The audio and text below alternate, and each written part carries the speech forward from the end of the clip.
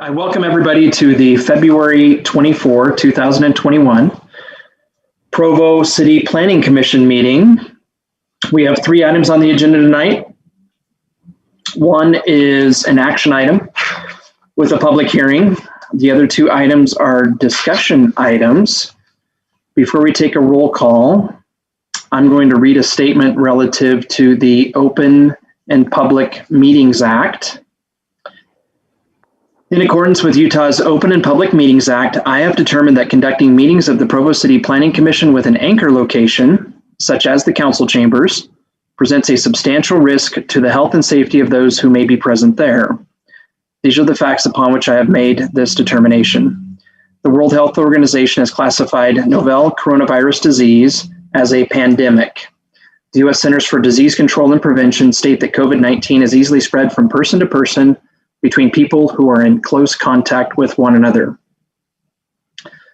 State Public Health Order 2021-3 addresses the ongoing COVID-19 public health emergency and establishes minimum standards to address the unique circumstances in different locations. Utah County is currently listed as having a high level of coronavirus transmission as determined by the state's transmission index metrics. Physical distancing measures will be difficult to set up and maintain in the council chambers and other meeting rooms. Therefore, for the next 30 days, all meetings of the Provo City Planning Commission will be conducted entirely via electronic means. Meetings are broadcast live and available later on demand at youtube.com/user/Provo Channel 17 and at facebook.com/Provo Channel 17. Agendas and support materials are available at provo.org/planning commission. To make public comment or to join a meeting via telephone, follow the instructions provided on public notices of each meeting. To send comments to the Provo City Planning Commission members or weigh in on current issues, email them at dspublichearings@provo.org.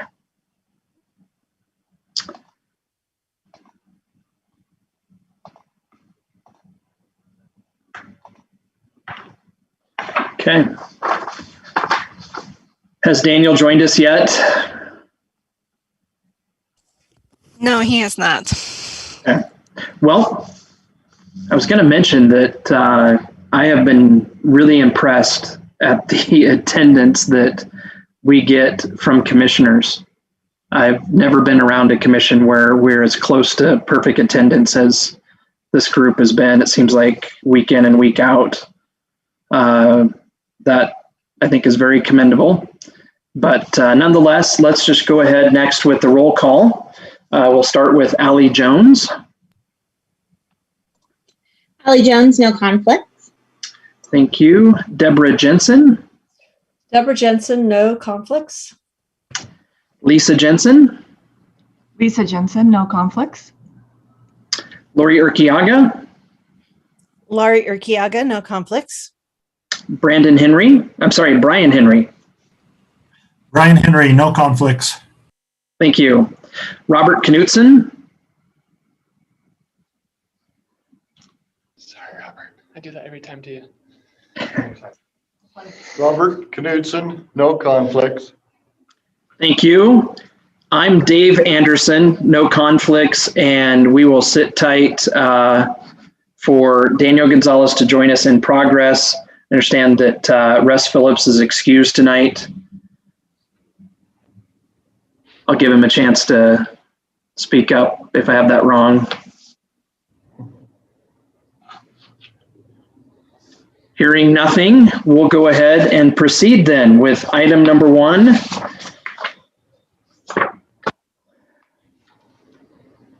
Kaylyn Brough requests a zone change from the residential conservation zone to the professional office zone for 0.30 acres located at 619 North, 500 West, North Park neighborhood. And we will turn the time over to Mr. Ardmore.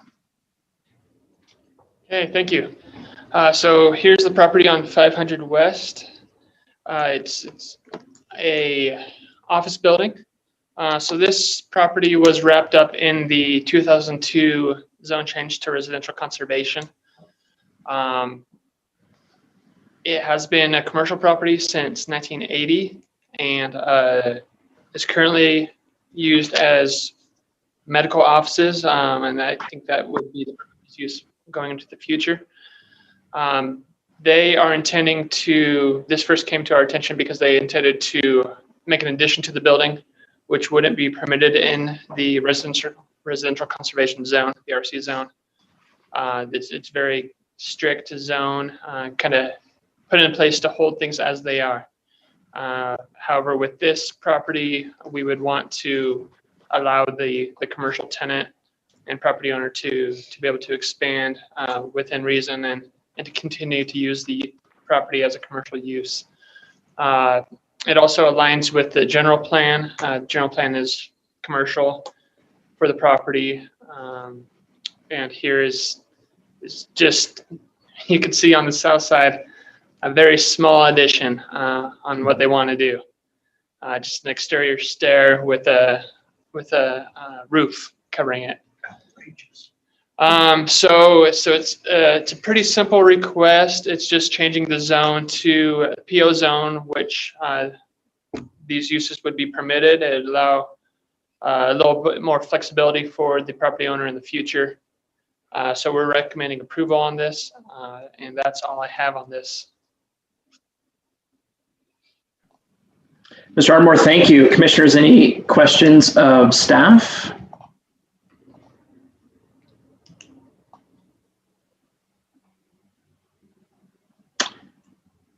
We'll start with Commissioner Henry.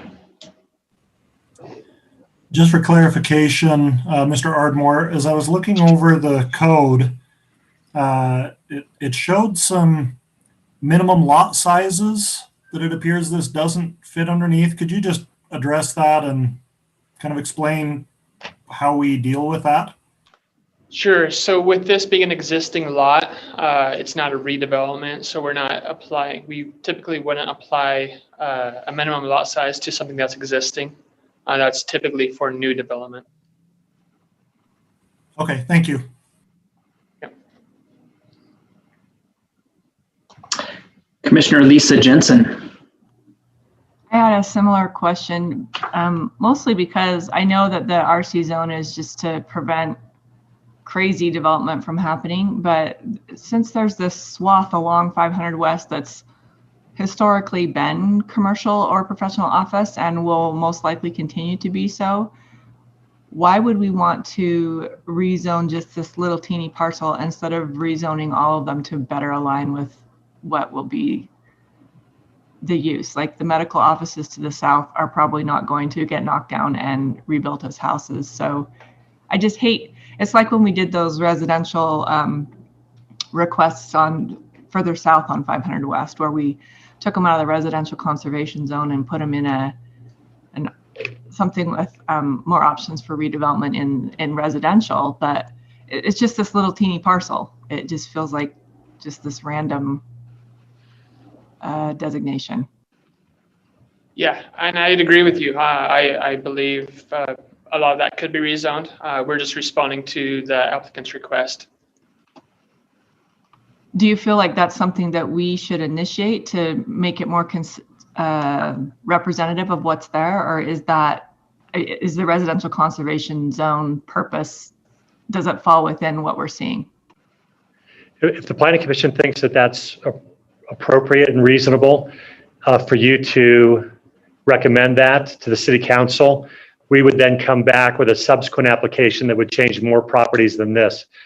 One of our hesitations is we kind of hate to take an applicant's request and complicate it by expanding it beyond what they're asking for, because we don't know if that's going to lead to any other controversy or anyone else protesting. So we agree with the direction you're going and with your observation, but we hesitate to make an actual application more complicated by expanding it. Do you think it's bad practice to rezone things in such small increments like we've been doing? No, not in this case.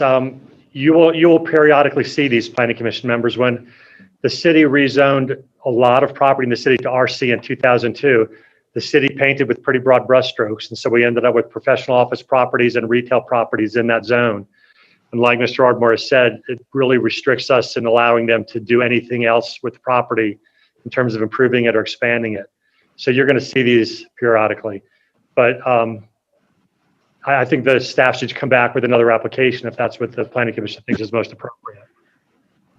Yeah, I don't necessarily think we should stall this. I've always put on the brakes when I see something that looks like it's opening a can of worms or feels like it's just this little teeny spot that we're messing with.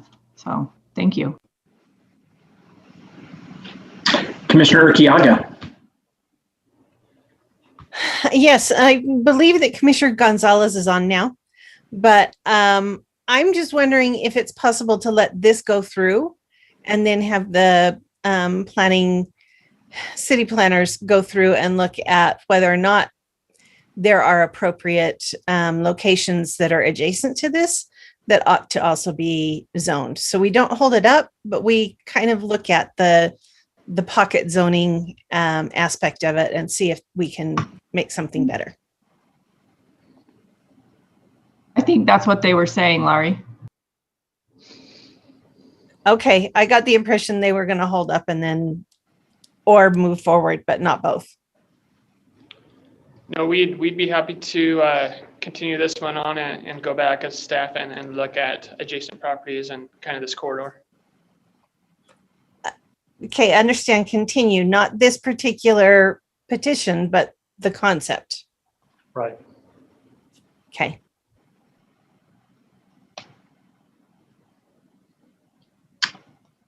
Any other questions of staff?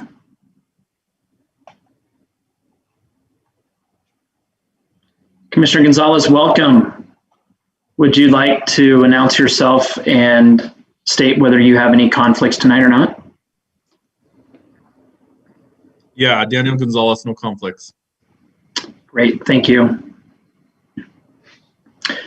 Well, we still haven't heard from the applicant, but I guess I agree that this is about as straightforward as I think anything could be.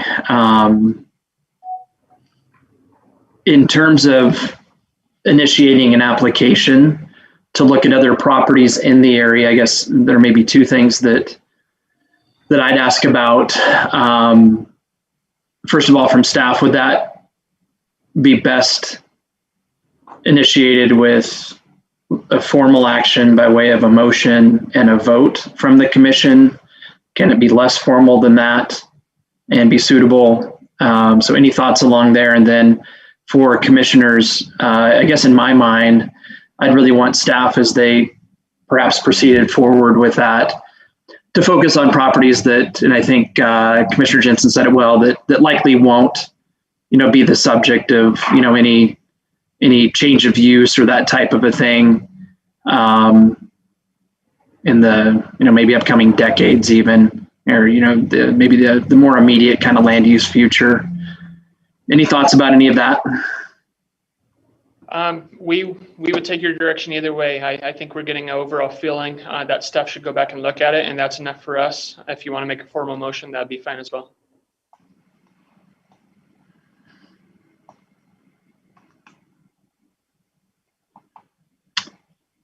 Any commissioners want to weigh in on that?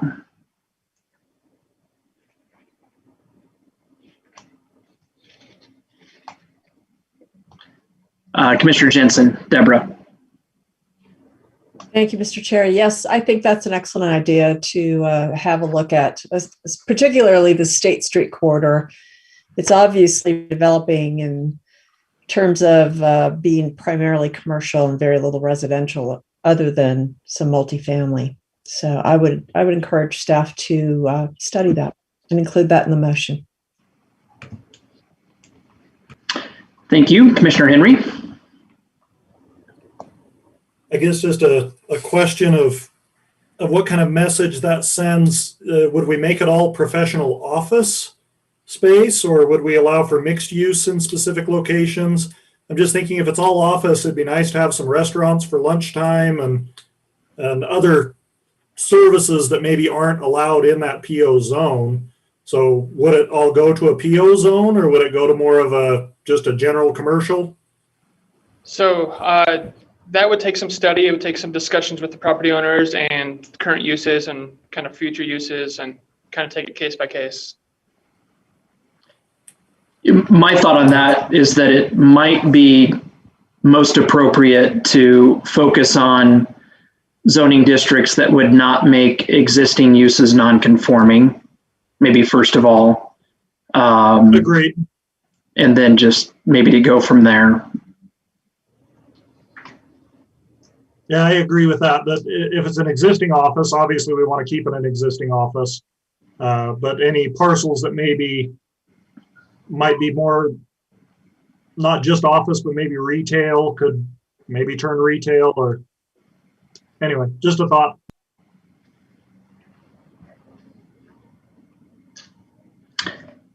Thank you. Any other comments maybe before we get back to the task at hand here with item number 1? I don't see anyone. For the applicant, I'll apologize if I'm mispronouncing your name, Ms. Brough. Do you have anything that you'd like to add? It is Brough, and no apologies necessary. It happens all the time. Thank you. I appreciate your guys' time in considering our application to rezone. I think Aaron summed up our request well. I don't think we necessarily have anything to add. Okay, thank you. Commissioners, any questions for the applicant?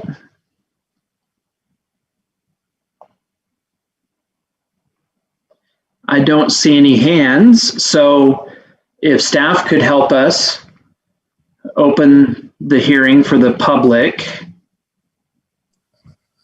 There are no callers at this time. 1 minute.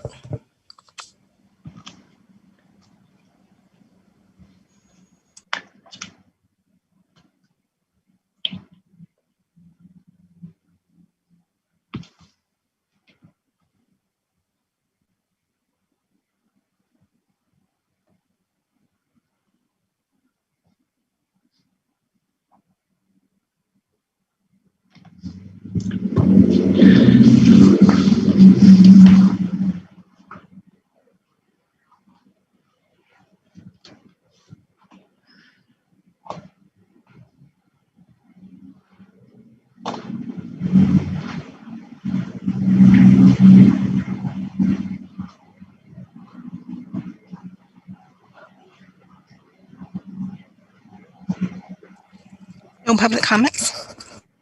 Okay, thank you. We will close the public hearing and turn the discussion back to the commission. Any additional questions for staff, the applicant? Like I said, discussion among the commission, or if anyone would like to put a motion forward, we'll take that at any time.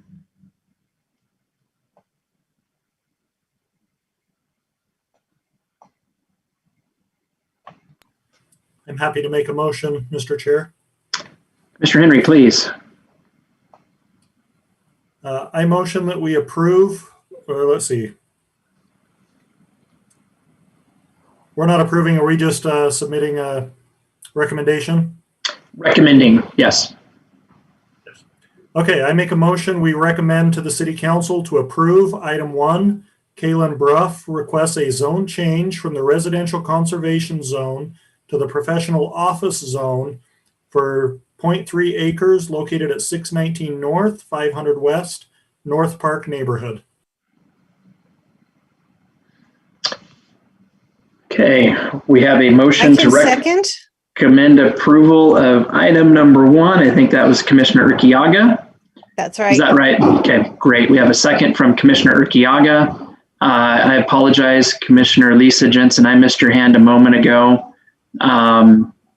Any discussion that you might have to start with? I was just going to speak in favor of making a motion, so we're good. Okay. Great, thank you. Any other discussion on the motion?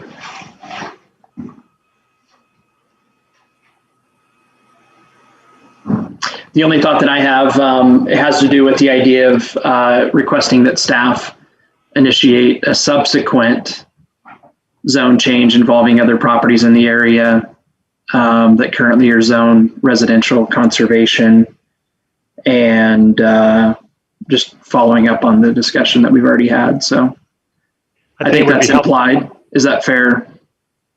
I think it'd be helpful if you added to the motion that the city council consider rezoning other properties, appropriate properties to a professional office or commercial zone. I want the city council to get that message coming from you so that when we come back with other rezonings, it doesn't catch them by surprise. And if you make that part of your motion, then it will be picked up in the report of action and the city council will see that.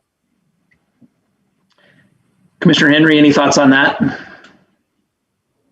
No, I'm happy to include that. Do I need to reread it, or can we just add that as a addendum to my motion? We understand the thoughts. If you're okay with that being added, we'll do that. Yeah, that sounds good to me. And I will agree. Okay, excellent. So with that amendment, any further discussion on the motion? Okay, great. We will go down the roll then and start with Commissioner Jones. Aye. Commissioner Deborah Jensen. Aye. Commissioner Lisa Jensen. Aye. Commissioner Gonzalez. Aye.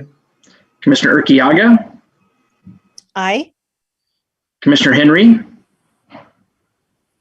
Aye. Commissioner Knutson. Aye. And I vote aye as well. I believe that is 8-0, all in favor of the motion to recommend approval of item number 1.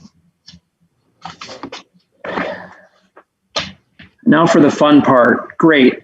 Item number 2, discussion on Center Street intent statement. Mr. Mills.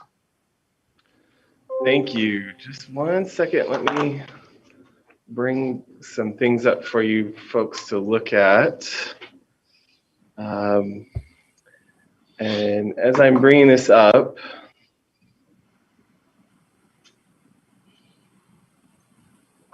there we go. I gotta move you over here just one second. So the intent of this discussion is kind of middle of last year, the city council sent to the TMAC committee and various other entities an intent statement for Center Street. TMAC had an opportunity to review this and added some edits to it and things like that. Just one second, sorry. And then council asking planning commission to weigh in. So I wanted to give you all that opportunity. If I move this over here, can you all see that Center Street policy intent statement now? Yes. Coming up. Uh-huh. So let me just kind of go through this with you. Commissioner Urquiaga, you have the great opportunity to play a double role in this. We really appreciate Lori's service on TMAC. And as I go through this, Commissioner Urquiaga, if I miss anything, please let me know, and then we can kind of talk about it. So Municipal Council just wants to emphasize that Center Street is a pedestrian mall, and that they support the downtown pedestrian statement released by Downtown Provo Incorporated in January of 2019. So there's been a lot. Most of you know that there has been so much discussion about Center Street and what we really want for it. And so the council released their own vision. I'll highlight these rather than read them individually. And then I will send you all your own individual copy of this. This is the TMAC's edited version. And so what we want to get from you tonight is just any additional comments that you might have or things that might be missing. Center Street is a pleasant, comfortable, and safe place for people to gather, to eat, to stroll, to recreate, and to spend time. Consumers want to be here. Businesses want to be here. And the entire public right-of-way from building face to building face, including the sidewalks and street, contribute to the atmosphere. Center Street is very safe for pedestrians, not just objectively safe, but it feels safe for pedestrians. Sometimes that's hard to quantify. That feelings can be a little bit difficult to quantify. So if you have any thoughts on that, we'd love to hear them. Center Street becomes a destination rather than a thoroughfare. It prioritizes pedestrians and walkability. Center Street accommodates multiple modes of transportation, but all other forms of transportation yield to pedestrians. So the intent here is that there are many different ways to get to Center Street, and once you're on Center Street, there are lots of different ways to move about on Center Street, but the priority is always given to pedestrians. Center Street design treats vehicles as guests in a pedestrian space rather than vice versa. High capacity mass transit is conveniently located near Center Street, but is not placed on Center Street between University Avenue and 500 West. This seems pretty accommodating already. We already have UVX at the University Avenue side of it. There are intentions to have a similar BRT route on the 500 West side, but the intention here is not to have them directly on Center Street. High volume traffic is routed around Center Street as conveniently and effectively as possible. And then there's some discussion about timing and implementation. Basically, as we move forward with different projects, all those that impact Center Street should be made with an eye towards achieving this vision. And then this is something that was really important to the TMAC committee. Additionally, all projects that will impact east-west mobility should be evaluated to determine whether they will help to achieve the vision for Center Street. The redesign, the improvements to infrastructure should be phased and implemented incrementally. So we don't want to do anything that harms all the good that has been done already to Center Street. We also want to look for opportunities for smaller targeted approaches where we could implement interim design measures that might allow us to evaluate these projects on a shorter term basis with a reduced cost, but that can still, allow us to see the benefits that they might provide or the impacts that they might provide. And I think that's basically it. Commissioner Urquiaga, anything I missed there? Anything that you'd like to touch on? I think you've got all the major points. Some of the things that TMAC has discussed have been improving the signage around the mid-block pedestrian crosswalks, because even though crosswalks are there, people are not comfortable with them.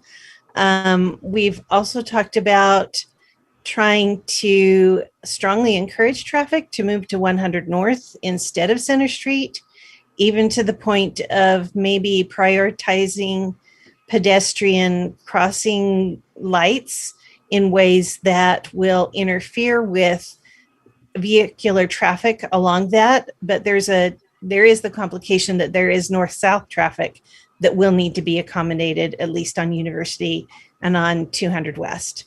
But as far as the east-west traffic on Center Street, we pretty much want it to be a destination. You can go to Center Street to go to a restaurant or go shopping or get a show, whatever you want to do down there, but that it would be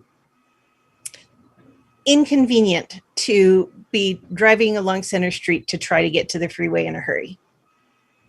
And essentially deliberately so, to the extent that UTA will let us do that. Yes. I appreciate that Commissioner Urquiaga brought up, there are many different projects that TMAC and the council and Public Works and Planning are all considering. We actually have a list of, I think it's like 30 or 40, and I can send that list to you, all of you as well.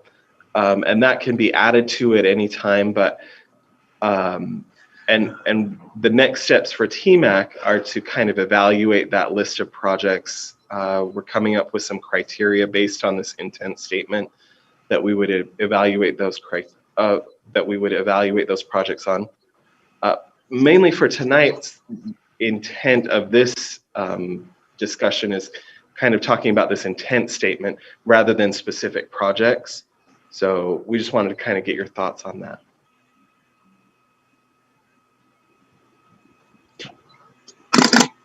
Mr. Mills, Commissioner Urquiaga, thank you. Commissioners, any thoughts, questions, suggestions, anything? I see that both Commissioner Deborah Jensen and Commissioner Lisa Jensen have their hands raised. So I'm not sure who was first, so let's go with Deborah. Thank you. I was on TMAC for a very short period of time and had to roll off, but I do recall one of the things we talked about, and Lori, you may remember this, was along with pedestrian safety, that bicycle safety was a real issue on Center Street. In fact, we took a bike ride down Center Street and it was pretty hairy, scary. So that was a topic of conversation with TMAC, and I see that the vision statement mentions bicycles. So maybe I'm just reiterating what's been expressed already in the vision statement, but I think it's important that that be part of it. And I would also say that I see the mention of east-west traffic improvements being evaluated for their impact on the pedestrian spine. I think that's very important because right now, a lot of those crossings for pedestrians of those east-west, such as at Freedom Boulevard and a couple of other locations, they do not feel very pedestrian protected. So perhaps as this goes through the TMAC process and council, they may want to evaluate if any improvements that would have an impact on pedestrian safety, particularly in those higher capacity intersections like Freedom Parkway or Freedom Boulevard, sorry. Otherwise, this is great. I'm really happy to see it happening. Thanks. Thank you, Deborah. Lisa? So I had a few items of feedback and then a question. Robert, you asked, how do you articulate a feeling of safety? And for me as a pedestrian on Center Street, it's because of the physical barriers and the rights of way that are marked differently than any other way in the city. So even though those raised or the brick painted crosswalks aren't a perfect solution, it's visually different than in other places. So it's that physical barrier of having a row of parking in between the sidewalk and the road, and then the way the crossings are marked. So if that's useful. I'm with Deborah. I recognize that it says that it accommodates bike traffic, but having biked on Center Street, I would say that that is maybe more of a lofty goal and not an actual description of what's happening there. So I don't know what that looks like, but that's just something to keep in mind, that it doesn't actually accommodate bike traffic in a safe way. In regards to, I think it was Laurie that was talking about their plans for signage. I liked, I can't remember where it was in here, towards the end maybe, But maybe if the signage that's welcoming the pedestrians or welcoming traffic to the area says something to the effect of, this is a pedestrian area, all vehicles, motorized or self-propelled, are guests here. Like, I liked the way that it said that the vehicles are guests, not the other way around. And so I almost wonder if expressing that somehow, I don't know how you say it succinctly, but in signs, and then, you know, please drive carefully. If you just remind them, this is not intended to be a thoroughfare for cars. This is intended to be a heavily walkable space. So anyway, that was just a thought, that maybe to reflect that concept of vehicles being guests in the signage. And then I just had a question. At the very end, it said that they intend to enact legislation to support this statement. Do you know what that means? Like, is there already something in mind for that, or is that just like a safety valve statement? I think the intent there is to make people aware that the council intends to kind of see this vision through, whether that be through budgetary legislation or design standards or further improvements to Center Street. That they're not just putting up a bunch of words, that they have an actionable intent as well. Great so question. Nothing specifically in mind, but it just gives clout to their statement. Correct. And I think that more things will come as the TMAC committee evaluates that long list of possible projects for Center Street, and those that need additional legislative help would be prioritized to the council.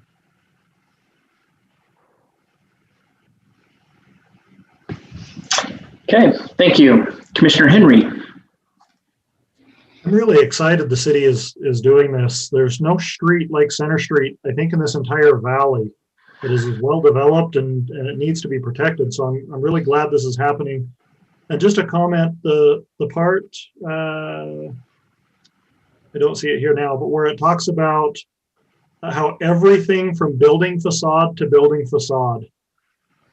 I love it when we consider streets in that way and feel like the best design incorporates those, because they all contribute to one another. And sometimes we'll have a street that isn't in accordance with what's beside it. Sometimes we'll have buildings that aren't in accordance with the street, but this, how it is all blended together to create one unified whole, to consider that on other places. And then I just want to put in that extra push for bicycles, something to make bicycling really safe down that street, because it is scary. Even with the slow speed limit, I'm a cyclist. I ride 15, 16 miles an hour, and I'm scared to death to ride down Center Street. So just a plug to definitely find something to make cycling safe there. That's all I've got. Thank you. Commissioner Jones. Yeah, I just wanted to go on record saying that I love this vision for Center Street, and if I personally could make the decision, this is exactly what I would want to see there. One thing, as we were just talking about, like the feeling of safety and the feeling of just pedestrians being comfortable, I actually frequently walk around Center Street and downtown for eating and recreation. And to me, the most vulnerable pedestrian spot is crossing on 200 West. So I just wanted to point that out as a specific area where, especially crossing north to south is fine. Crossing east to west at that junction is a little more stressful. So that's all. But I'm really excited about these ideas. Thank you. Commissioner Lisa Jensen. Sorry, I thought of another thing while Brian was talking. Maybe they could just do something for bike safety that's as simple as what they've done on 200 East, and just say that bicycles can share the lane, have that printed on the pavement so that bikes they don't need their own bike lane. They can become a vehicle because the speed limit supports that. It could be that. I mean, because like Brian, when I ride Center Street on my bike, I ride in the lane like I'm a car, so that I don't have to worry about getting clipped. I make it obvious that I'm in this lane and no one is too, come up next to me. And so maybe that's all that it needs. And that would actually support the speed limit, and it would actually support the fact that it's not just a bike or a car thoroughfare. Thank you, Commissioner Henry. Lisa, you just made me think of something too, that I think the scariest part about cycling down Center Street is the parking. It doesn't matter which lane you ride in, riding at the edge, a car starts coming out and you have very little reaction time. I mean, I'm sure this probably isn't possible to put a green stripe right down the center between the two lanes. To me, feels like the safest thing for a cyclist. I know that's probably not practical, but and it doesn't matter which lane because the parked cars are on both sides. So somehow to address that, where the cyclist does feel safe, mostly with the parking. That's really been my biggest issue, is the cars backing out and having to react makes it tricky.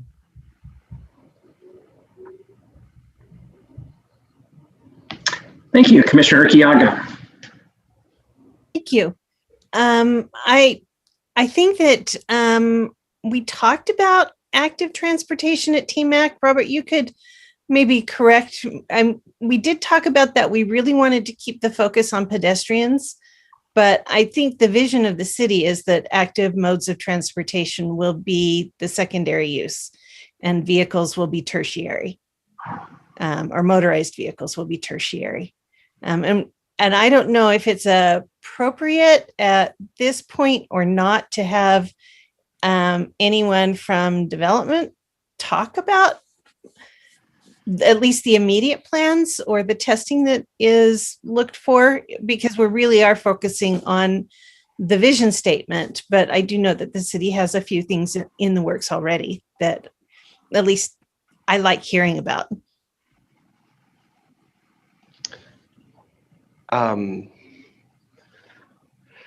I don't know specifically which ones you're talking about, Lori, but there are a lot of things going on. I will say that I think there are some great opportunities for continued development and implementation of those multimodal transportation opportunities. That basically the city block is going to be redeveloped in the future as the city offices move to the new building. This portion of Center Street is going to be redeveloped, including the frontage along Center Street. I think it's also important to also remember that, as far as bicycle lanes go, there are already bike lanes on 100 South as well, at least until the closure of 100 South at the Temple. And so sometimes I think it's important to remember that if it's not necessarily on Center Street, there's good access near it that can allow bicyclists to kind of pass through the downtown area, maybe a block away from actual Center Street. So what I think we're really looking at is all those different connections and how they can all be accommodated in a safe way, but still kind of prioritizing the pedestrian environment. I'm not sure if one of the questions that I have is kind of a follow-up to what Commissioner Urquiaga just asked, but for Mr. Mills, can you maybe just describe what some of the projects would be that you think might be the most realistic to expect to see as kind of the implementation of the vision that we're talking about now? So I think long-term, there are going to be really a lot of efforts and evaluative circumstances that would say, how can we get the speed on Center Street under control? Because it's not that the intention is to completely abandon vehicles on Center Street, because that adds a vibrancy there, but to get them under control. So I think looking at different ways of treating the lanes on Center Street, either the possibility of reducing the lanes to one lane in either direction rather than two. There's everything from completely closing lanes on Center Street and or to adding basically what they call chicanes, where some of you might know what those are, where it kind of is a serpentine pattern of traffic lanes. Right now, Dave, I can't give you a specific. Okay, got it. I would say also things that are being considered in addition to that are speed tables at mid-block crossings, all sorts of different ideas that would really address the speed to improve the pedestrian safety, that feel that people are safe on Center Street.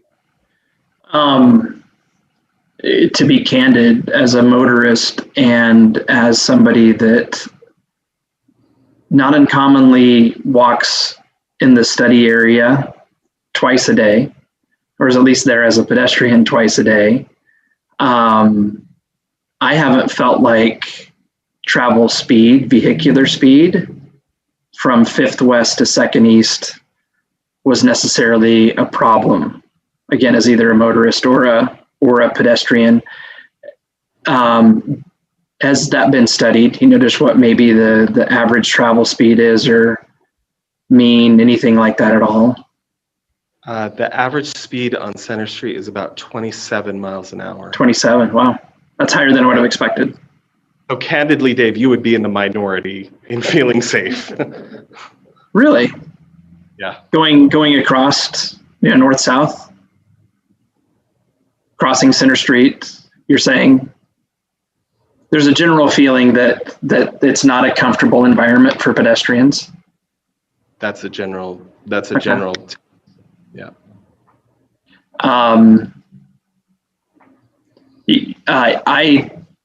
I can't imagine anybody's going to argue with the vision that's described here. I can't come up with a street in Utah County that has anywhere near the kind of traffic volume that we're talking about here, that has less in place today to accomplish what the vision for Center Street as described here is, than what Center Street already has. For me, some of the key things that make an environment comfortable for whatever mode of transportation you're using are already there. So I guess that's partly why I asked about example projects, because changing that up much, I think, would probably be more of a negative than a positive. I really appreciate that Center Street is part of a bigger system. It's part of a grid that has been interrupted in a few ways, for better, I think, in a lot of situations, and also for worse, like with UVX and even improvements to 3rd South in certain areas where some of the movements that you used to be able to do that had the tendency maybe to disperse traffic more now tend to concentrate traffic more on certain streets because of improvements that have been made. And in as much as Center Street is the corridor to the Center Street interchange, which is a pass-through coming and going for a whole lot of people, and I think will continue to be that for motorists well into the future, I'd certainly be worried about the need for every available east-west corridor in Provo, which I think is a tremendous hindrance to lots of different things that help enhance quality of life for a community. Just the absence of good east-west connectivity. I'd hate to see this kind of taken out of the mix in any kind of a significant way, which sort of leads to questions that I have about the last bullet point under the vision, just that high volume traffic could be routed around Center Street.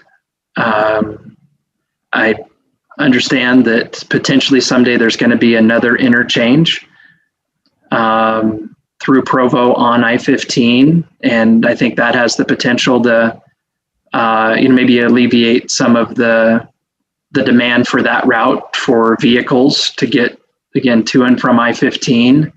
And I guess I think that's maybe the biggest threat to the environment being accommodating for lots of modes. It's just the demand for traffic that we have in the area. And I think some of the land use changes that are happening and that have happened in the immediate vicinity are absolutely going to contribute to increased demand for people, and vehicular trips. Any thoughts about how that land use is going to just increase the need for cars to be able to get around downtown Provo, and how this vision might either help or hinder that?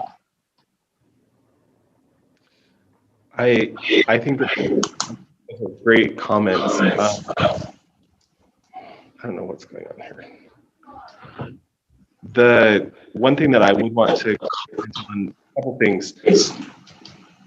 First of all, the idea that the end of this is to be incremental and iterative, right? So we don't want to. We want to do the least intrusive thing that will get us the greatest bang for our buck.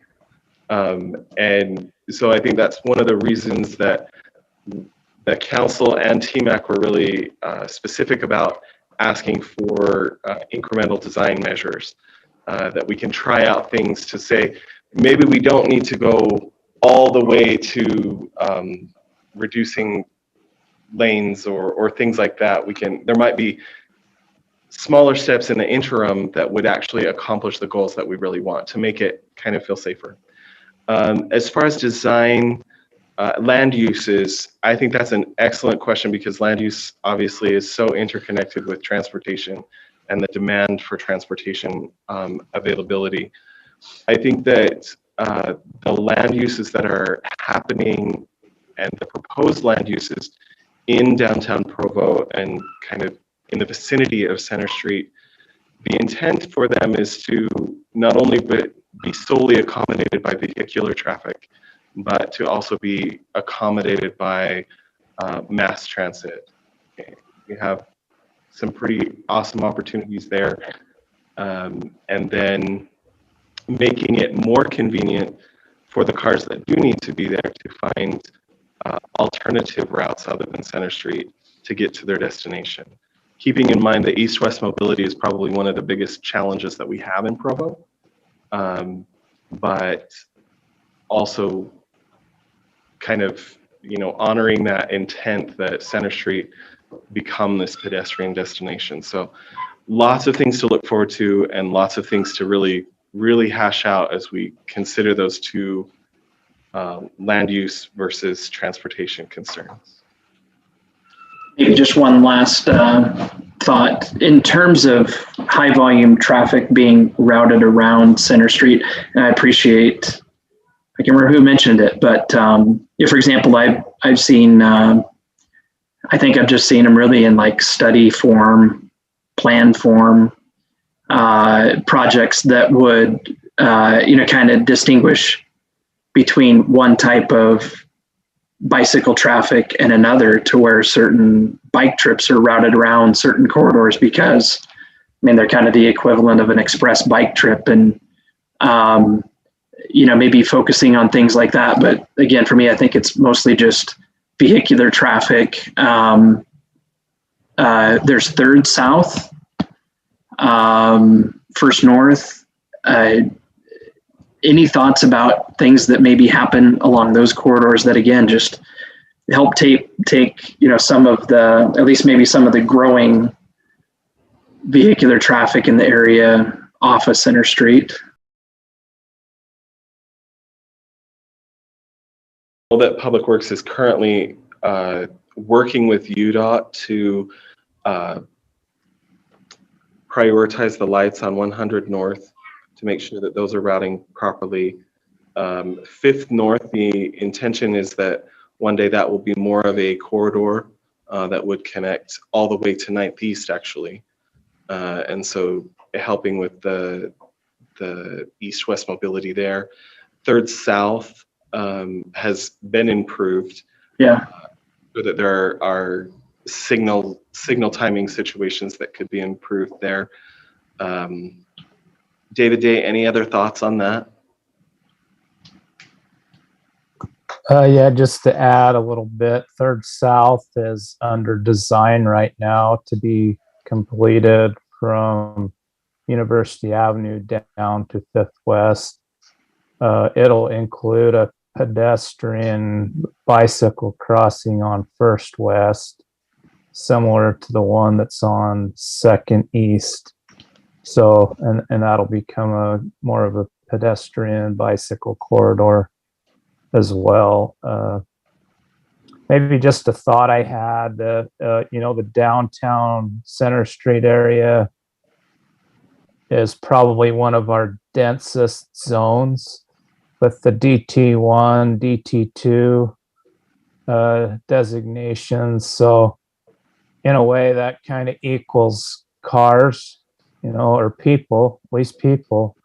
And so trying to split those off of center is a difficult thing. I think Dave Anderson probably hit the nail on the head with another interchange coming into Provo would do more than anything else as far as pulling traffic off of center. We've got a large number of BYU commuters that use Center Street because of the difficulties of getting down University Parkway through Orem. So they find that Center Street is a quicker route for them to BYU than through Orem. So anyway, and if you have any other questions for me, I can maybe try to address those too. David, I have tried to keep track of maybe where another interchange on I-15 fits into bigger funding plans and things like that. Can you tell us a little bit more about maybe where that would be from a timing perspective? They're going through an analysis right now to try to determine where the best location for a interchange would be. I guess our internal feeling is that probably 800 North is the best location. But really that's up to UDOT. If 800 North does become that location, then 800 North would need to have a fair amount of work done on it from I-15 clear up to University Avenue. And our long range plan on that road shows that we'll need to widen that road. I think we talked about that during the discussion on the transportation master plan, but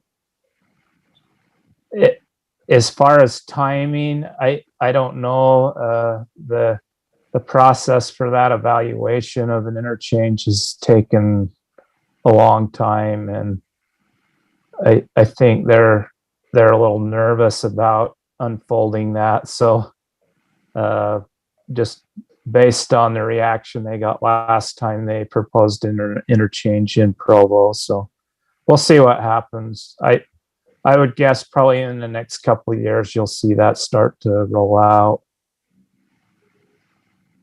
I know, for example, there have been properties purchased along 8th North and different things like that. Maybe not in anticipation of an interchange, but at least that road changing and some different things like that.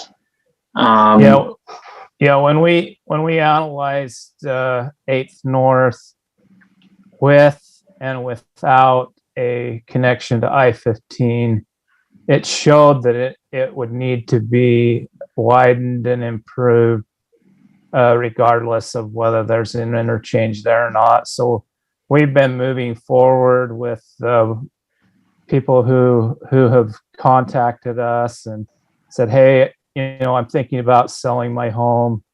Is the city interested? And for the most part, we've purchased all the willing sellers along there, anticipating that that's probably the best thing that can happen, is rather than trying to keep a home with a very shallow front yard, we just buy the houses that front 800 and try to redevelop that roadway into a nicer place to live. Well, I guess maybe the last comment for me, I feel like that kind of is the 800-pound gorilla relative to Center Street being what I think this vision is promoting. As long as land use intensity downtown is increasing like it is, and even though transit in this part of the county is as good, access to transit here, I think, better than any place else. But unfortunately, it's the failure on the other end of the trips, the inavailability of people to access transit where they live, those people that maybe work downtown and so forth, that still is going to cause a lot of people to try to get in and out every day with vehicles, and they're naturally going to look for whatever route they can take. And that being said, I think land use intensity does become something that a vision like this should consider, when it comes to and maybe the trend that we've seen happen with just more and more intense land uses. Even though, again, transit access is there, housing options are more and more available, but still, I think history shows very clearly that people are still going to likely live all over the place and commute in and out, and it's going to be largely single occupant vehicles that do that well into the future. And I'm sure that's enough for me. So Commissioner Henry. Yeah, so to start, to address the comment about bikes on 100 South, they work really good till you hit New Skin in the church. And it just kind of creates a dead end there.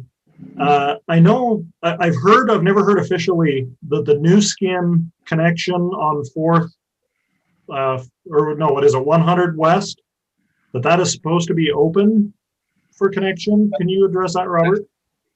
That's correct. Okay, because I have been stopped there before and denied the ability to pass through, which was a little frustrating. But So then another question, that as an automobile, it seems like turning left off of 500 West onto 100 South, but technically that's not legal by the striping because of the left turn lane onto Center Street. Are there any improvements that could be made to that, or? If you're going southbound on 500 West, making a left turn onto 100 South is actually striped now. Oh, it is. Okay. Okay, because I know in the past I was always like, okay, no cop, let's turn, because it wasn't striped right in the past. Okay. Specifically striped now. Okay, so that helps solve that. But yeah, for me, I feel like 100 North feels like the more natural thoroughfare, both for cars and for bikes, because it continues all the way through. So that's just my comment, that 100 North feels more of a thoroughfare that I would take if I was just passing through.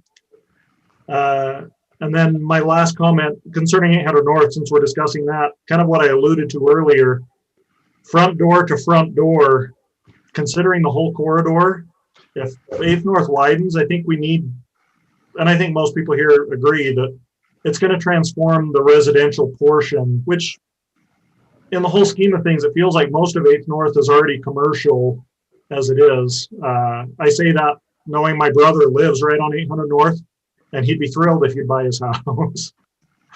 So just that dynamic is going to change, not just the street, but the uses along that street through that area. And we've got to think about it that way. We've got to think about the whole corridor, because it is going to change the dynamic. Then one last question.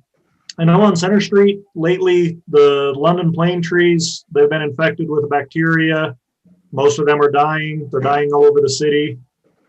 Is there any discussion about doing a little larger renovation because the trees are dying and will need to be replaced before we replace those trees to make maybe some more major changes. I don't know what those changes would be, but is there any discussion for that? I haven't heard anything specifically on that, but in the second bullet point down here, it says, however, if opportunities for large scale improvements are possible, they should be evaluated to determine the cost benefit of the project. So if there are opportunities, the idea is to do this incrementally, kind of small scale to make sure that we don't disrupt too much. But if there are opportunities to really have a big impact that has to be done anyway, then we should really consider that. Okay. I noticed in the chat it was mentioned about turning one of the lanes into a bike lane. I would think to do that right or do that well, it would almost be to push the parking into that lane and put the bikes in their own lane beside the sidewalk, because you're still going to have parking on both sides conflicting with cyclists. If there was talk of a larger scale, that would seem the best way, just in my mind. But anyway, that's all I've got. Thanks.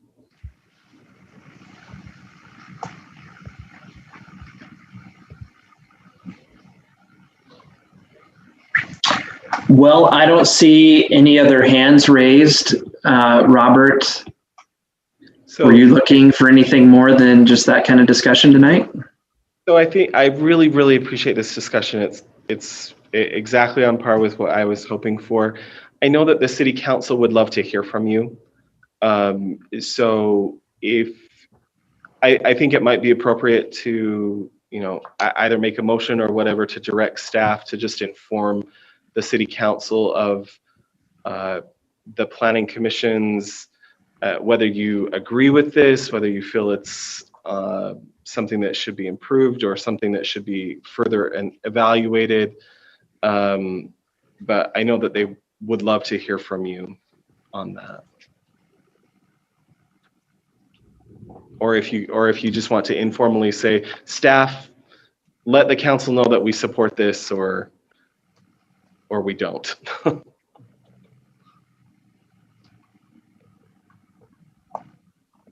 Commissioner Jensen. I just was reading something that Deborah Jensen wrote in the chat. We've talked about a lot of our ideas and perceptions, but I love her reminder that if Center Street's going to be a great street, we need to focus solely on pedestrian safety and beauty, or I guess safety in general, and not utility. Not getting distracted by. I think I distracted people by chatting about how many trips we might lose if there was another interchange or things like that. So I don't know if that's part of what we send to the city council, or if that's just good for us to remember that if we really want it to be a pedestrian place, then we need to focus on that and not on making traffic flow beautifully. And for me to weigh in on that, I think ignoring the need for that as a corridor for vehicular traffic and focusing primarily on pedestrian utilization, whether it's pedestrian comfort or, the volume of people physically that can use it or whatever, I think would be a tremendous mistake. Commissioner Urquiaga? Thanks. I personally, I'm not too comfortable moving to establish a formal resolution without having some language in front of us.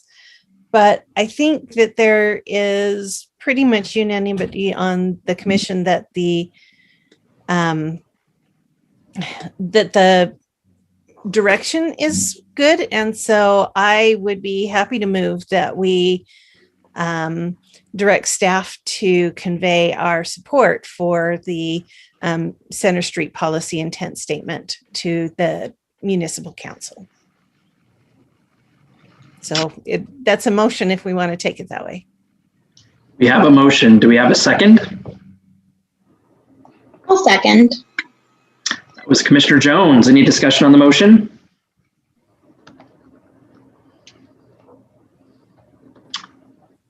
I still just see, there we go. I don't see any hands. Does anybody object to the motion?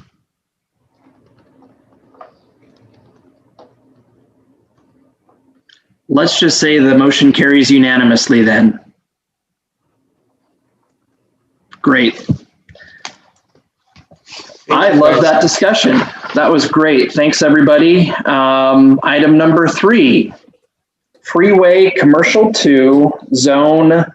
I'm not sure who wants to take the lead, whether it's Mr. Mills or Miss McNally. We're all going to share. Let me bring some things up for you. Just one second.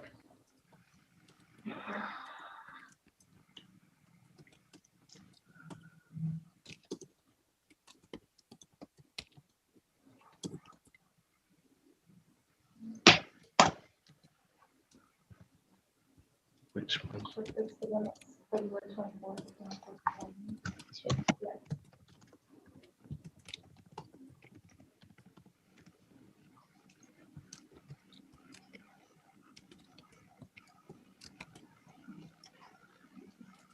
Is that Word document up for all of you now? Yes. Okay. All righty. Melissa, scoot on over here.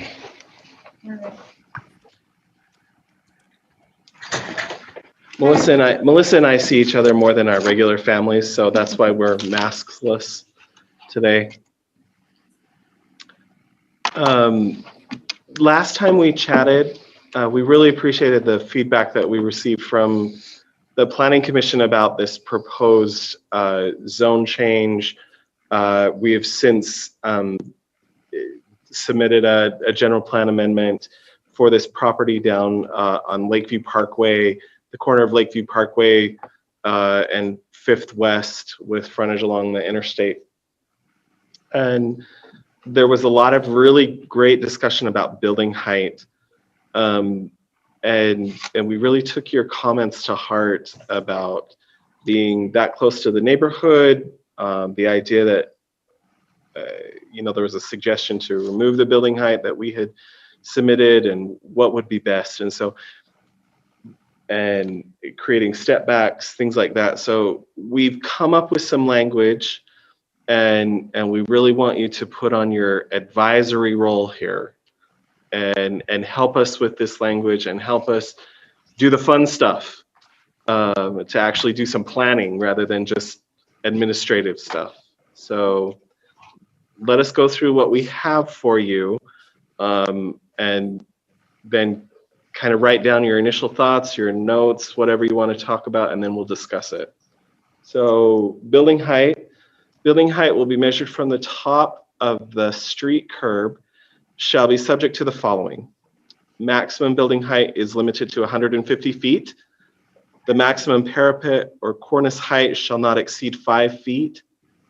Structures in the buildable area within 100 feet of any single-family property shall not exceed 4 stories. So when we say buildable area, we have a provision in this code for this section that keeps that 65-foot landscape buffer. And so we're saying that now 100 feet from the property line in the area that you can build, so that remaining 35 feet, your building cannot exceed 4 stories.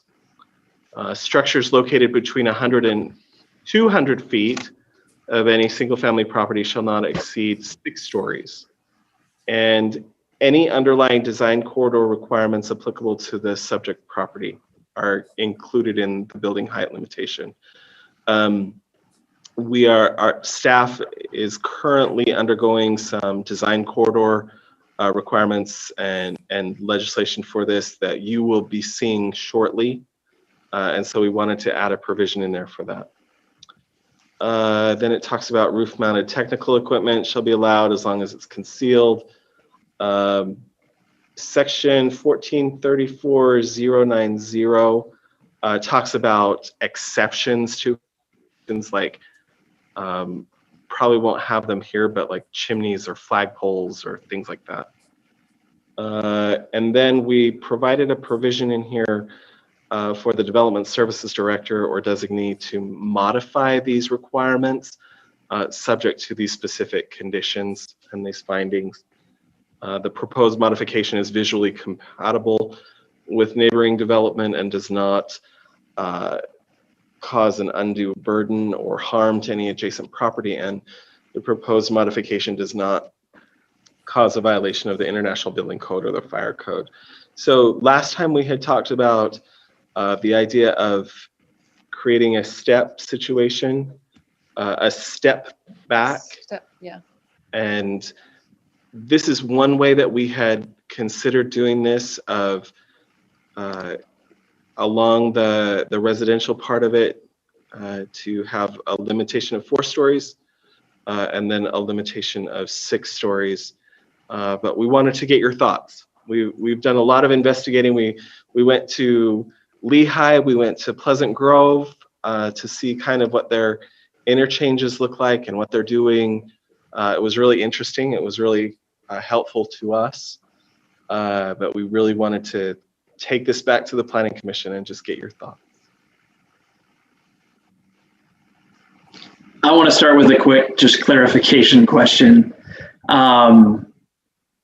Points C and D under number 1 there. C describes structures in the buildable area within 100 feet of any single family property.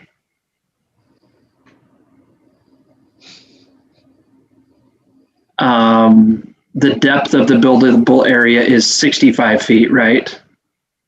I'm sorry, no, the depth of there's an unbuildable area that's 65 feet deep. That's right. Okay. So if something is right outside of that unbuildable area, or I guess we're just talking there about, let's say, 65 feet from single family homes up to 100 feet from single family homes. That's how that would be mapped out? Correct. Okay. And then D takes it from there, from 100 to 200, et cetera. Okay. So we chose, we chose the 4 stories, thinking of a mature tree to provide some good screening, and then a sufficient step back from there to not interrupt that sight line too much with an additional, structure that could be built thereon. So. Okay. Thanks for helping me with that. Commissioner Urquiaga. Yes, thank you. You actually partially answered my question, Robert, already, because I was thinking in terms of if there was, say, a 30-foot tree 20 feet from my home, would that obscure a 4-story building 65 feet away? My engineering brain just doesn't quite get that sight line. I'm going to defer to Deborah Jensen on that, but I think that it would do a good job of providing a large amount of screening, but I'm sure that the building would still be visible. Okay. I love the setback idea. So I was just curious about the sight line, but in general, that setback concept is awesome.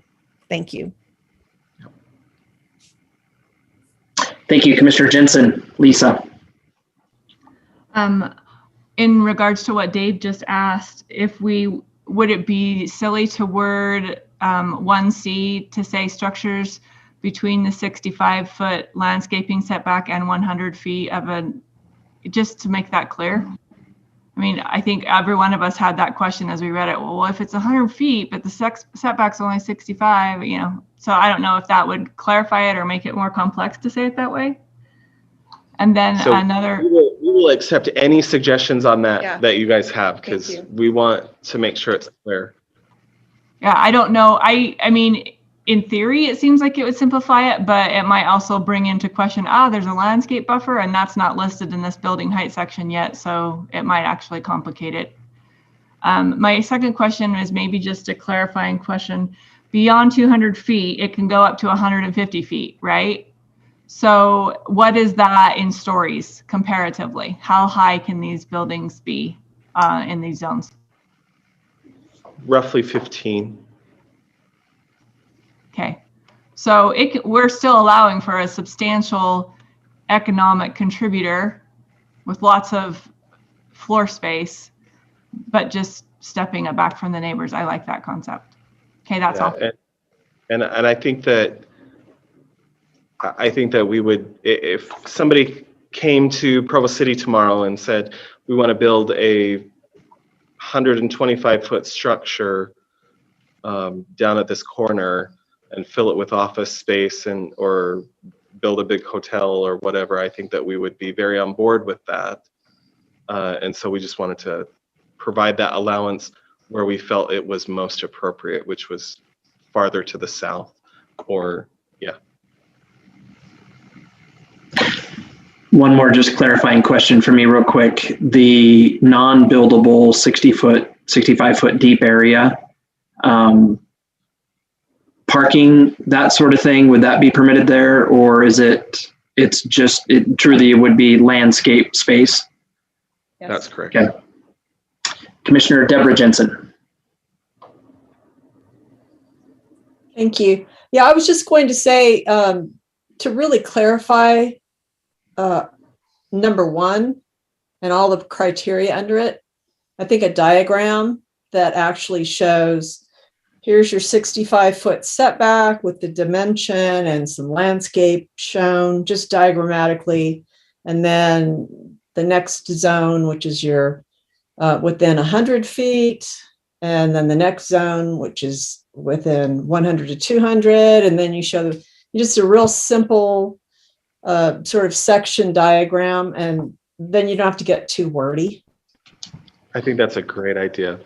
Just put the dimensions on our whiteboard, so we'll just have to put it into schedule or something. Sorry, I had to bring my assistant to the meeting tonight. I was going to say, that's awesome. We should all have one of those. I know, we should. No, you don't want this one.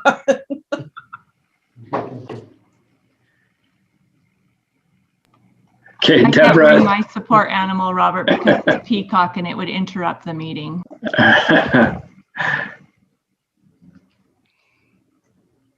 I don't see any raised hands at the moment. I'm going to take advantage of that. I agree completely. I think this is what we asked for.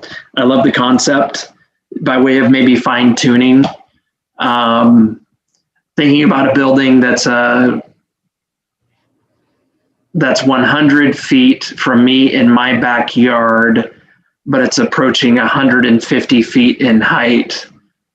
I don't know that there's a magic formula. If any other commissioners have thoughts, I mean, I think I've seen, and I might just be making this up, but more of like a 1-to-1 ratio. You know, for every foot in height, you're a commensurate distance maybe away from a different land use, which would put buildings of that height a little bit further away. And I'm not trying to make this more complicated, and agree with what Deborah said about, just a diagram probably goes a long ways. But in terms of the appropriate, just kind of maybe distance in terms of height and how that's going to impact a neighboring land use that's as different as single family homes are. I wonder if that's enough space when you get that tall, and at the same time, and I don't want the neighbors to the north to necessarily hate what I'm going to suggest here, but they probably would. 65 feet's a really, really healthy landscape area. And I'm sure that's the intent, is to create a lot of room there.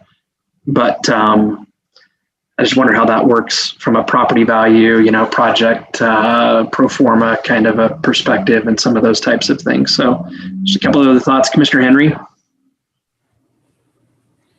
Yeah, I agree. The 65-foot buffer, you could do some very large trees, large spruces, large oaks and elms to screen some houses. But in answer to your question on building height, I was kind of surprised. I visited a project in Denver that had a 7-story building in the center of it. And I drove out because I was curious how that would feel to the neighbors. And I drove 1 block away from the project and looked back, and there were 2-story homes. You couldn't even see the 8-story building from the street. Now it was probably 500 to 700 feet away, but it amazed me how quickly that building height diminishes with distance. And I expected to see something really big and imposing, and you couldn't even see it on the next street over. So now I don't know about 150 foot, a 15-story building. You're going to see it, but we're only going to fit one on that lot, given the parking issues that would create. So I'm not too concerned about the height as long as we've got that buffer. And I love this stepping idea away. I think you get to the other side of that lot and those homes aren't hardly going to notice it because it looks narrower and it doesn't look as tall the farther you get from it.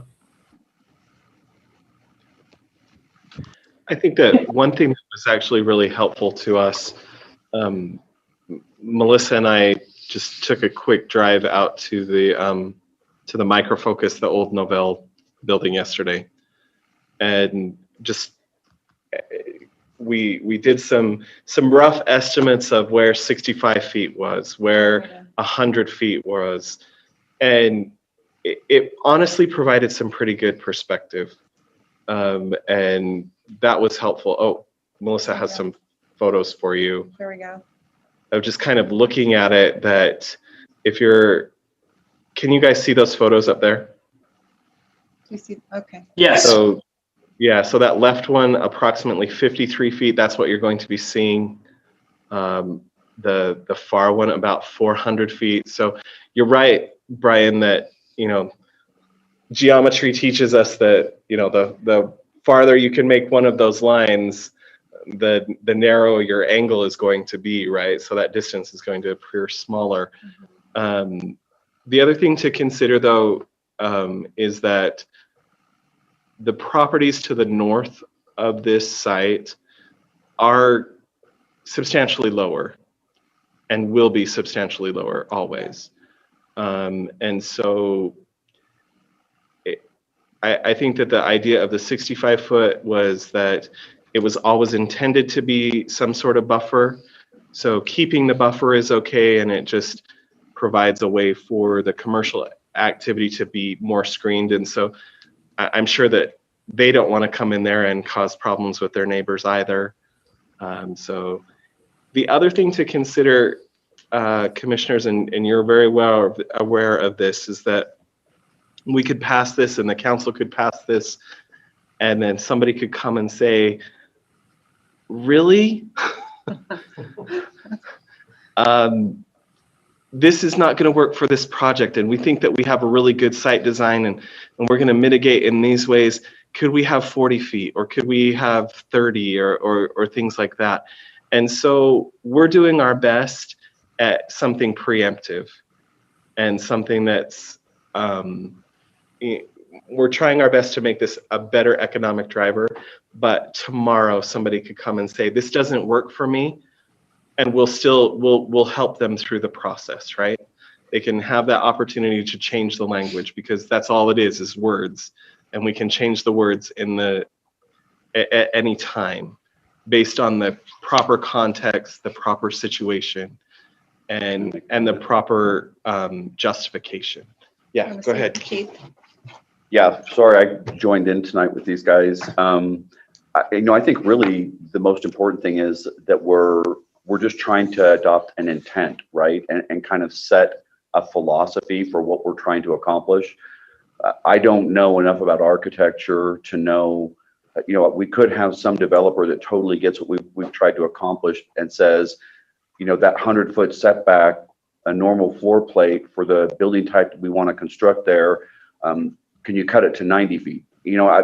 So we just don't know. So I don't want us to get too hung up on the details. If you're if you think we've accomplished the intent of trying to address the neighbors' concern to the north, I think that's the most important thing, because we may need to tweak it. I just don't think we know enough to know if we've hit the nail on the head or if we're going to have to adjust it as we actually get development designs that get more specific.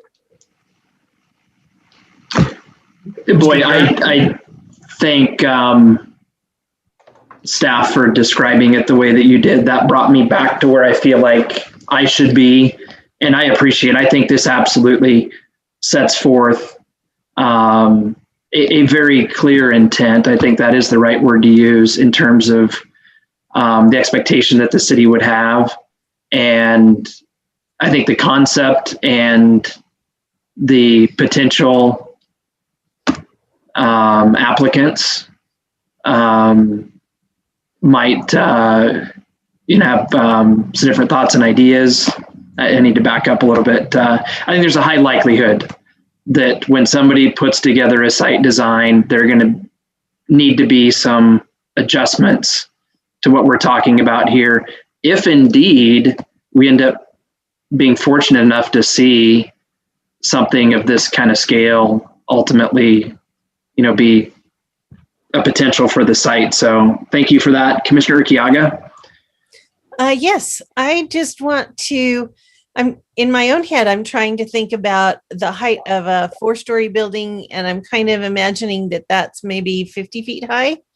And a 6-story building's maybe 80 feet. Is that kind of ballpark of what those would be? Because 60-foot building, 65 feet away from the property line, that's actually pretty close to that 1-to-1 that was recommended. So it makes sense to me that would work. Okay,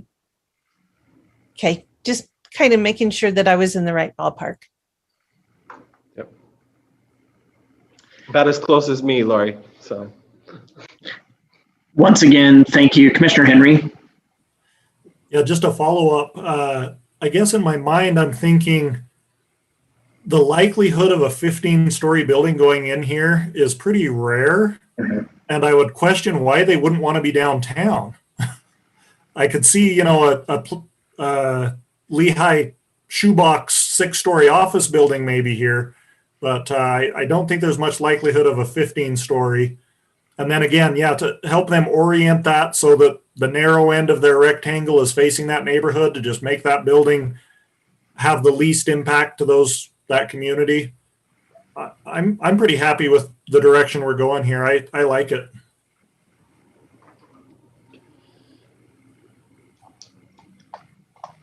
So maybe just two other thoughts, and I appreciate Commissioner Kaga kind of planning this in my head, but speaking exclusively about feet or exclusively about stories, for me,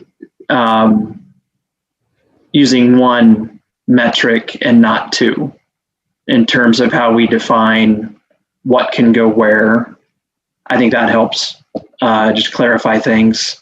So maybe translating 4 stories into, what the expected height of that would be, and translating 6 stories into what the expected height would be, and spelling that out in feet.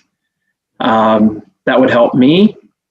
And otherwise, I don't know if any commissioners want to, or if maybe staff wants to try to put a fine point on. I think a lot of things that have been mentioned, all that are kind of pointing in the same direction, really. I think that's a great point. And we specifically chose stories instead of feet because there is that variance. Some people think that a story is 10 feet. Some people think that a story is 12. Maybe the first story is 14 to give that height of a lobby and things like that. And so there was that bit of variance there. But we can critique and change that however you feel more comfortable. My thought on that, Robert, would simply be to aim high. So if you're wanting to accommodate a 4-story building, maybe go with the 14-foot first floor and 3 12s, and that's the number. That's just my thought. Okay, that's great. That's really good feedback. would all of you feel more comfortable with a numeric there, like a feet numeric? I'd be comfortable with like saying 4 stories or so many feet if you felt like that was a better way to do it. But I do think adding the feet in there makes sense. Okay. Because I'm trying to conceptualize that myself. Okay. Commissioner Jensen, Lisa? I agree in answer to your question, Robert. I just liked the consistency of it and that there was no guesswork. So I don't think it matters what your number is, because obviously you had a height in mind when you said 4 stories. And so just figure out what that height would be that you would feel most comfortable with allowing, and put the number there, because you said it's limited to 150 feet. You didn't say 15 stories or 10 stories or whatever. So I like that consistency of having every one of them be in feet and just give it a number, because you have down there in 4A that if somebody has something that's a foot or 2 over what your foot requirement allows, then you have the staff ability to waive that requirement based on compatibility. Thank you, Lisa. I'm glad that you brought that up. Would you all be comfortable including that kind of caveat to allow the development services director or designee to modify that 65-foot setback area?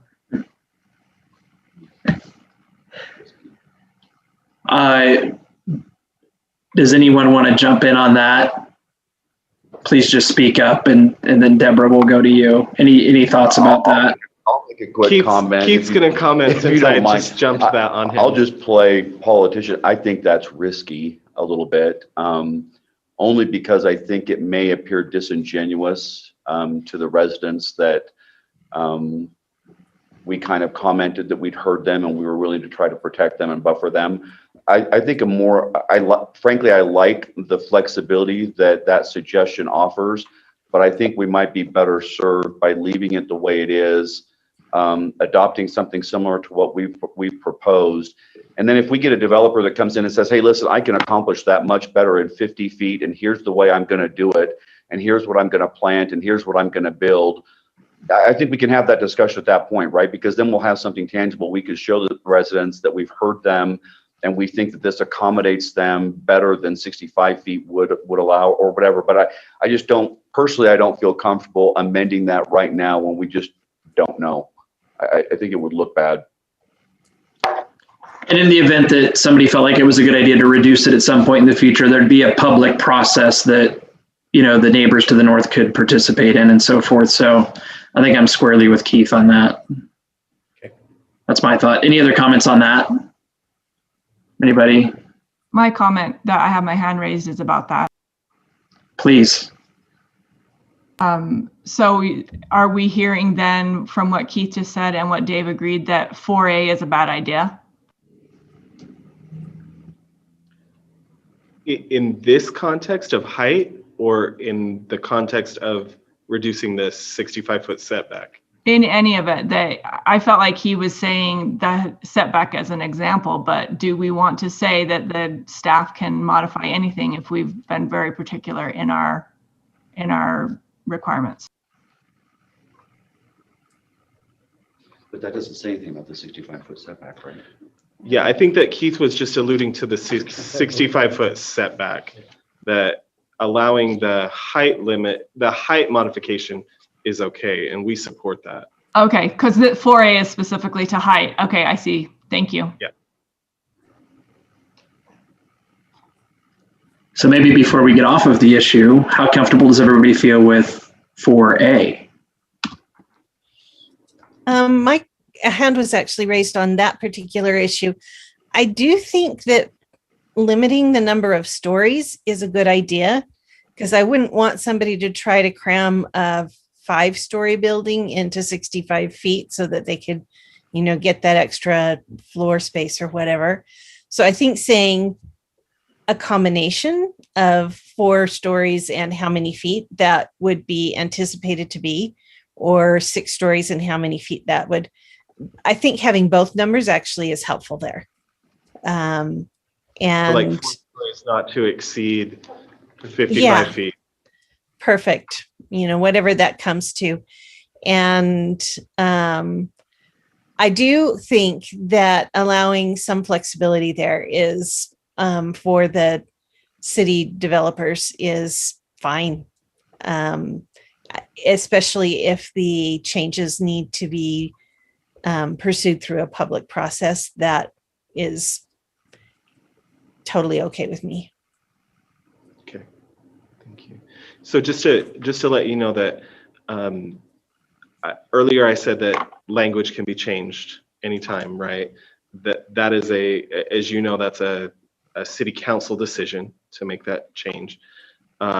Or in the case of a numeric like this, people can ask for a variance, but it's often really difficult to justify a variance if you could have the opportunity to change the language or things like that. So sometimes as staff, it's so much easier to have a little bit of language that allows modification when we're talking about, a small indiscriminate number rather than, changing the height limit to 180 feet. But so we kind of try to build that in there when we can, but only to the extent that everybody is comfortable with that. And yet, as I read 4A, it suggests that somebody conceivably could build a 200-foot tall building someplace on the property as long as the development services director finds that it may be the overall intent of the standards is met. That's how I read that. Does anybody on staff see that differently, or? I think it would be difficult to make that finding, but the language would probably allow it. Okay. Deborah, I apologize for the long tangent there. Please go ahead. No worries. I was just, we all seem to be stuck on 4A. I find it kind of unusual to say the proposed modification is visually compatible with neighboring development. I would end it there, and I would not go any farther and say it does not cause an undue burden or harm to any adjacent property. I think that is at the discretion of community development or the development director. I would just end it as visually compatible with the neighboring development. Great suggestion. It just seems like it opens you up to maybe something not good legally. Yeah, subjectivity and challenge. Yeah. Good. That's all I had. Thank you. Sorry, I'll add one more thing. Since we're on building height, I agree that that it's probably a good idea to put a cap on the actual building height. And if you're going to say how tall 4 stories is or 6 stories is, if you're going to add a number to those, I would allow for 20 feet ground floor commercial. That's probably about the max you're going to have somebody want. And then 10 to 12 feet for the additional stories on top of that, just kind of as rule of thumb. Thank you for that. That's really, really helpful. Deborah, thank you. Did we miss Commissioner Urquiaga? Did I miss you? No, I had my say. Okay, great. So. Commissioner Lisa Jensen. Put my hand down for a minute because I thought Deborah Jensen was going to cover this, but we've gone back and forth on get rid of the stories, put the stories back. And I like Laurie's suggestion that it's helpful to have both. And I like Deborah's suggestion that you also need to define what that is, but make sure that on 1A, you attach stories with your feet measurement too, just so that also has a defined limit. Great comments.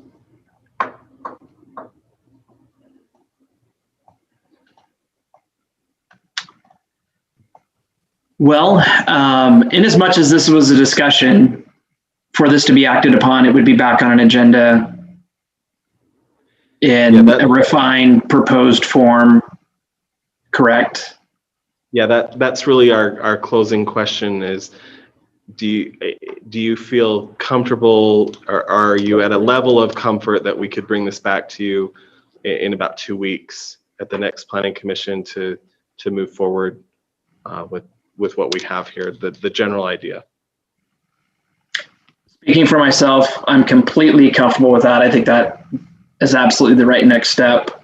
I also have to say, and I acknowledge that I very likely am the anomaly, the outlier here, thinking about how tall maybe like a Bass Pro Shops might be, or an IKEA. You know, we're not approaching 150 feet. So the ideal development in my mind probably makes a lot of this conversation a little bit less important, but that's just me. But any other thoughts from commissioners, maybe before we just put everything back in staff's court and let them synthesize all of that and bring back something specific?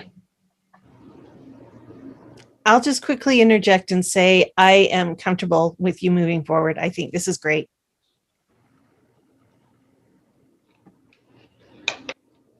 We really appreciate this exercise. I mean, I think it was really helpful, and this is what we rely on you as a planning commission to do, is bring these things to our attention and work through them with us. So thank you very much.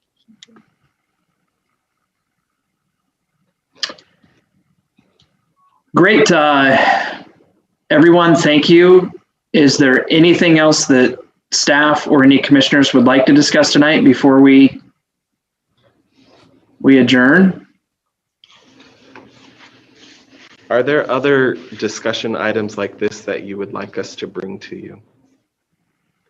And rather than go on for another half an hour about that, if there are, please send me an email and we can kind of go through those things. You know, maybe related to that, and even maybe just to buy some time in case somebody does have something that a thought that's germinating right now. But in terms of upcoming agendas, what would staff say we're looking at? A pretty heavy workload, or? I wouldn't go to heavy, but moderate. Okay. Yeah. Okay.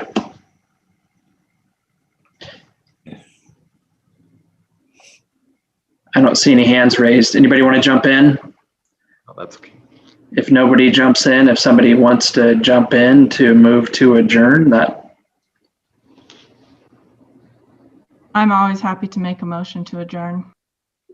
We have a motion. Do we have a second? I'll second. I think that was Deborah Jensen. Does anybody object to adjourning? Okay, excellent. Motion carries. We're adjourned. Thanks, everybody. Thank you. Thanks, everybody. Thank you. Great job, you guys. Thank you. It was awesome.